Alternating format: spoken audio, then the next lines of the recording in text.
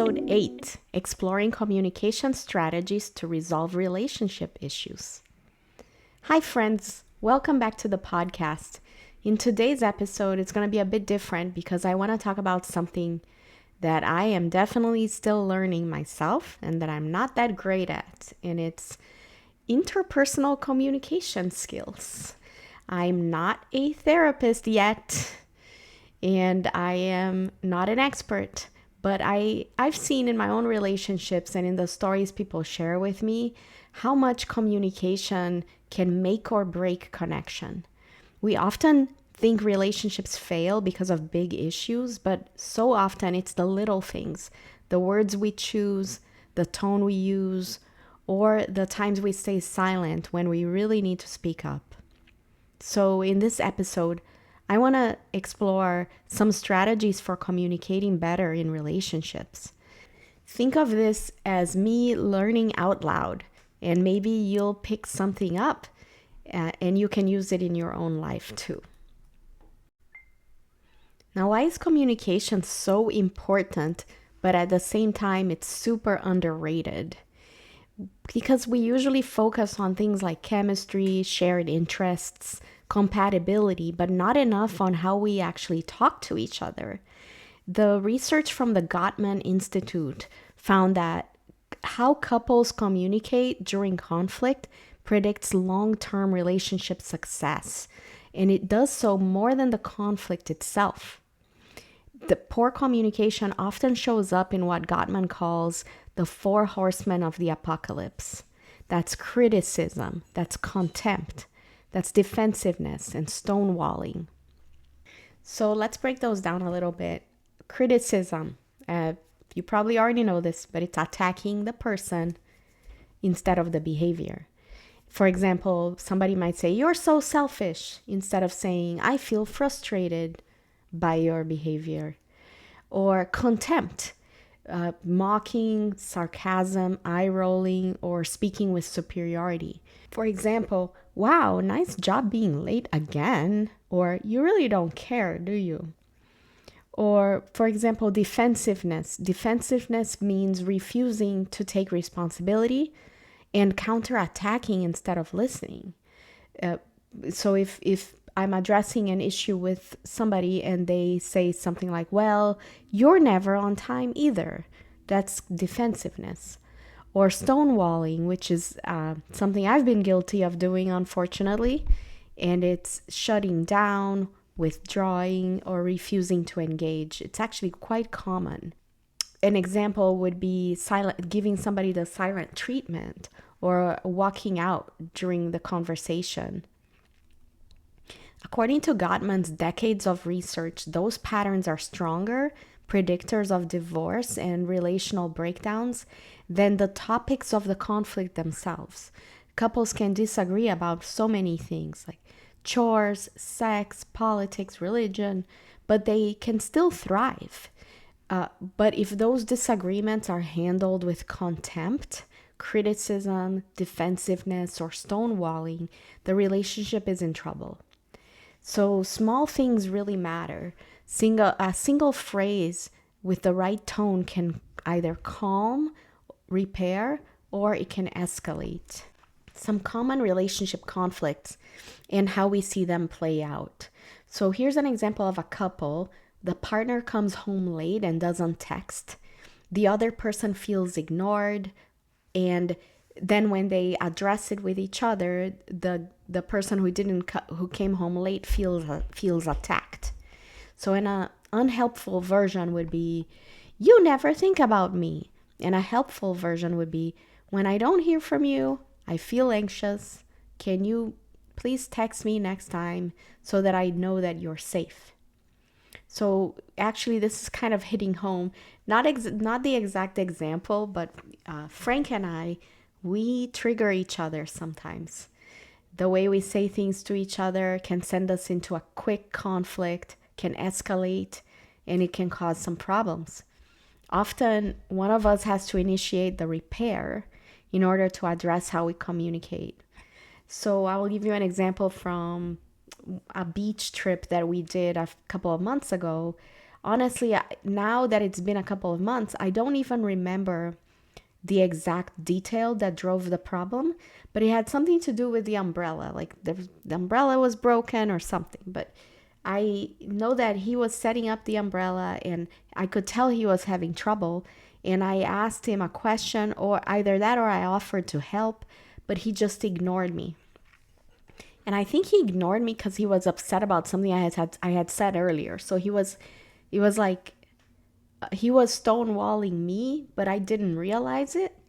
And I so then I was trying to help him with the umbrella, and he was ignoring me. And one of my emotional triggers is being dismissed or being ignored. So once I figured out that he was ignoring me, I just got really mad, and it escalated, and I got, I must have said, I might have said some things that weren't super gentle. And we had a little bit of a conflict in the beach, and then I was upset with him, so then I didn't want to talk to him most of the day, and he was upset with me. And so that went on the whole day after we got back from the beach. So by the end of the evening, I finally decided to break the issue with him and to repair. And when we were talking, we both realized that, not just realized, but acknowledged that there's some things in the ways that we communicate with each other that just trigger us. Like I trigger him and he triggers me. So I guess the biggest challenge for us is being aware of our emotional triggers and trying to be smarter about how we communicate with each other. So, for another example, for friendships, and this might be something you relate to. If you have a friend who's always, when you're part of a friendship, somebody needs to make the plans, right? Whether sometimes it's the two, one or the other. But there are some friendships where it can be a little lopsided, and one of the people in the friendship might start to feel resentful. So an example here is there's a friend who's always the planning, and the other friend is just showing up. So an unhelpful version would be, "You're so lazy, I do everything." But a helpful version would be, "I feel overwhelmed that I'm the only one doing the planning. Can we please share the load next time?" And let's all remember the tone, right? It's all about how we use our tone of voice, and it can be addressed, or it can be interpreted in the way that you intended it, or it can be interpreted as an attack, depending on how you sound. So another common relationship conflict and how it plays out, like a couple is arguing about chores. One partner says, "You never help me around the house." And on the surface, it sounds like it's about the dishes and the laundry. But if you look deeper, the intention behind the words is often, "I want to feel supported, like we're a team." And so it's important to recognize the underlying need under the statement. And a lot of times the underlying need is a need of support, appreciation, care, and partnership. This shifts the conversation from blame to connection. So here's another example. If a friend is always canceling plans repeatedly, the words you might hear is, "Sorry, I can't make it again." And the reaction might be frustration. "Well, they don't value me." But if you pause to consider their intentions, you might uncover that really it's driven by stress, overcommitment, or even anxiety. So instead, what you could do is ask, "Hey, I've noticed that it's been hard to connect lately. Is there something going on?" That way you can open it up to maybe a connection conversation with your friend, and they can reveal what's really happening with them. So here's another example of a partner getting defensive. They might snap back with, "Why are you always criticizing me?" And on the surface, it feels combative, but the intention could be self-protection, a fear of not being good enough. If you tune into that, you might respond with reassurance, like, I'm not saying you're failing. I just want us to figure this out together. So the takeaway is that words, they're the tip of the iceberg, and that intention is the bulk underneath.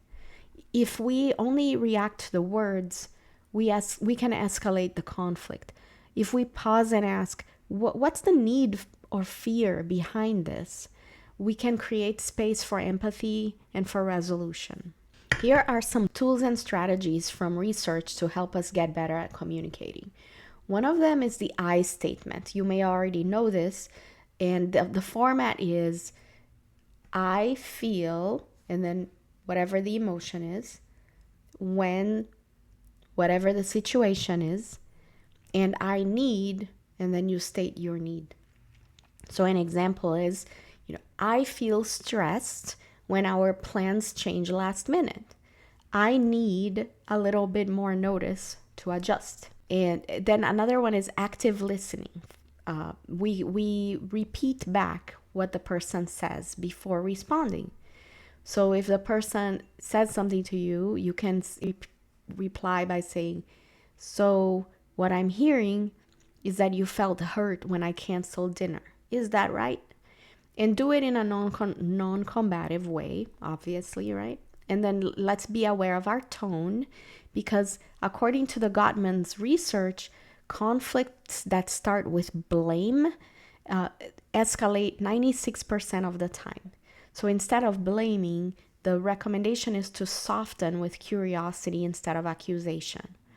For example, instead of saying, why are you always late? You can say, I get worried when plans run late. What happened today? And we wouldn't be talking about this if we couldn't talk about boundaries, right?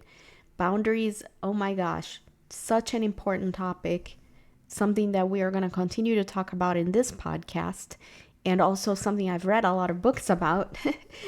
If you want some, I can recommend a lot of boundary books. They're all really good, to be honest. So why do boundaries matter? Boundaries are not about pushing people away. They're about creating clarity so that people know that it's what's okay and what's not okay. When we don't voice our boundaries, it often comes from fear of disappointing the other person, fear of conflict, or fear of being too much. But the irony is that not saying anything usually backfires. Unspoken resentment builds, and it can eventually spill out into passive-aggressive comments, emotional distance, or even explosive arguments. In other words, silence may keep the peace in the moment, but it doesn't sustain healthy connection in the long run. With friendships and relationships, it can be especially tricky to establish some boundaries because we want to be agreeable and we want to avoid rocking the boat. For example, if a friend keeps canceling last minute, you don't say anything because you don't want to seem needy, but secretly you might start pulling away. If a partner makes jokes that sting, you laugh them off in the moment, but on the inside, you feel less safe with them. Over time, the relationships suffer not because of the boundary itself, but because of the lack of honesty around the boundary. So a better alternative would be to be upfront, because it actually builds respect and intimacy. Saying something like, when plans change last minute, I feel disappointed. Can we figure out a way to be more consistent? It shows you value the relationship enough to be honest. The right people will respond with care, and the wrong people will reveal themselves by how they react. Now, I can actually share with you that I've been on both sides. I've been on the side of the person setting the boundary, and I've been on the side of the person receiving the boundary setting. And I'll be honest, when I am on the side receiving the boundary, sometimes I'm surprised because a lot of people don't set boundaries. I think it's a little bit of a courage issue where either we're afraid to set the boundary, or we were never taught to set boundaries. We never learned how to do it properly and effectively and politely. And so when a friend sets a boundary with me, sometimes I'm like, oh, wow, I didn't realize that this was going to happen, or I didn't see this coming. But it's more of a surprise about the fact that they are setting a boundary, and it's not necessarily uh, like a dislike of the boundary itself. And usually, whatever the boundary is, it's usually easy to respect. It's usually like something that's no big deal at all. It's just good to know that they want us to respect that boundary.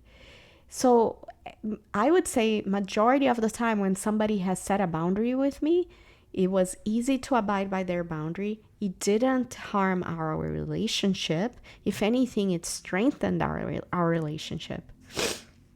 And I respected them for being courageous enough to talk to me about that boundary. And then, so that's an argument for us who are afraid of setting boundaries to let go of that fear, because really, we got to think about the concept. I think it was Brene Brown who said this: "Clear is kind."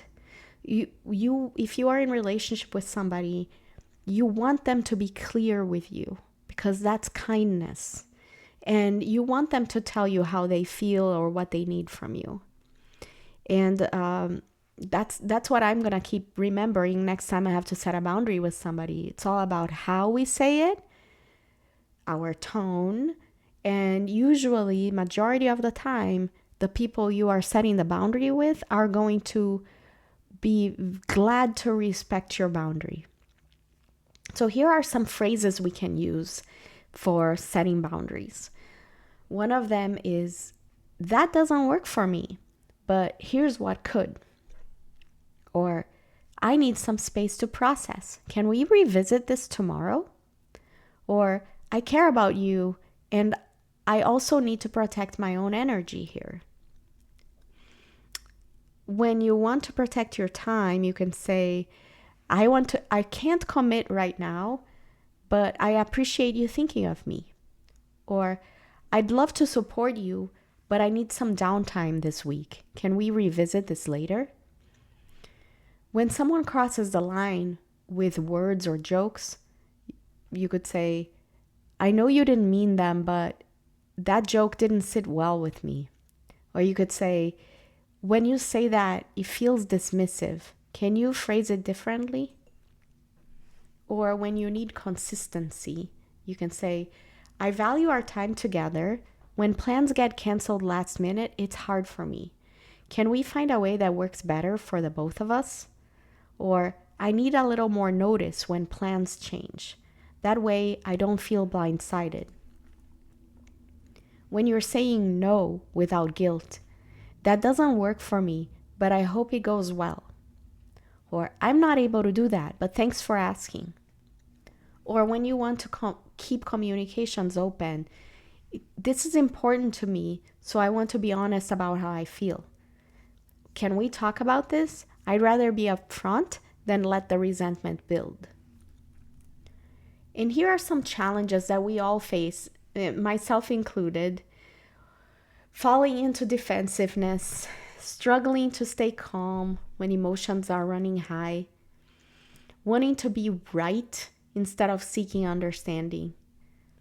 I have to share here, sometimes I get myself into situations, whether it be with Frank or with my friends, where I don't know how to react, or maybe my friend is having some kind of emotional situation where they are saying things that maybe are rubbing me the wrong way.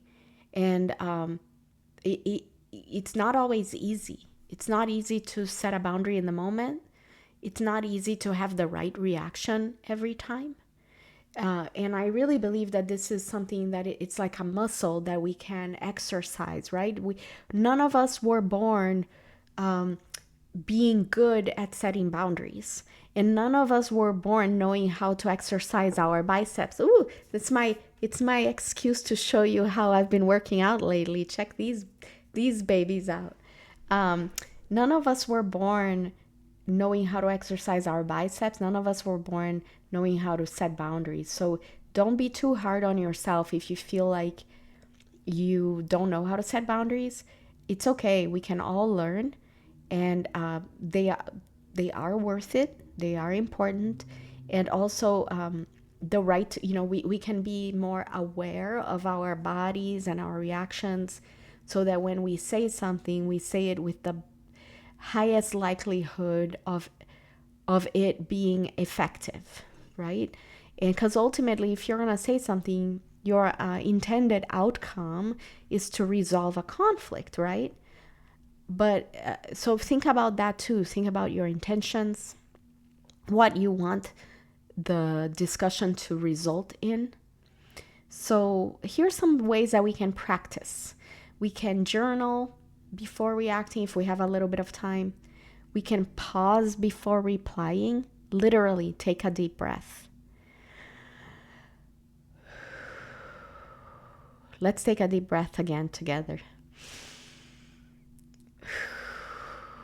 Oh my gosh, I feel more relaxed already. And the other way is to practice some small repair attempts. So if you're in conflict with a person, you can, and if you're near them, you can touch, you can give them a kind word, maybe try some humor. And another way would be if you need to set a boundary or if you need to say something to somebody, you could practice ahead of time and do some role playing with a friend or a partner.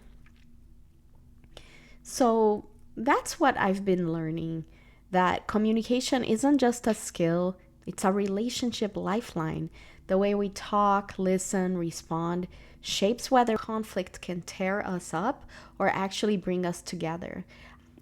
I'm definitely not perfect at this. I still catch myself reacting too quickly, not being as clear as I would like, but I want to keep learning. And I would love to hear your thoughts too. What's worked for you when you've had to have tough conversations? I think we can all help each other get better at this. Thank you so much for this exploration. And remember that the right word, when said with kindness and care, can really make all the difference.